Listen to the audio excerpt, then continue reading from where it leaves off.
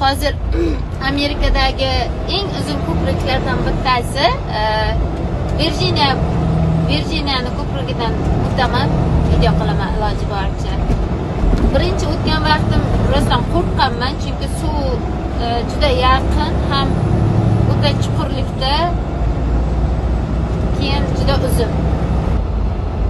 Bu ko'prikning uzunligi 23 mayl deyishadi, ya'ni 23 mayl bitta 37 kilometr. Bu ko'prikda ikkita tunneli ham bor, shuning uchun ham menimcha mashhur. Hozir suvda ostida ketyapmiz, ko'rsataman. Ana hozir ikkinchi tunnelga yaqinlashyapmiz. Endi suvlik bor, o'sha suvlikning tagida yana ikkinchi tunnel.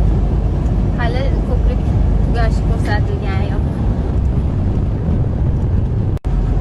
Bu ko'prikdan o'tishda qo'rqqanim, birinchi o'tganlarimda qo'rqqanim, ham qorong'ida o'tganman, ham men suv sathini ko'prikka juda yaqinligi,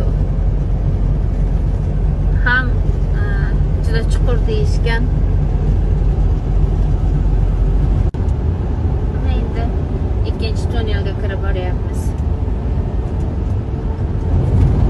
Suv tagida.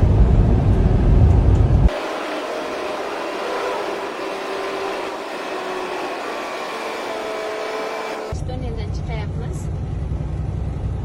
Mana yana davom etyapti o'sha cheksiz suvlik. Qo'rqinchli ko'prik.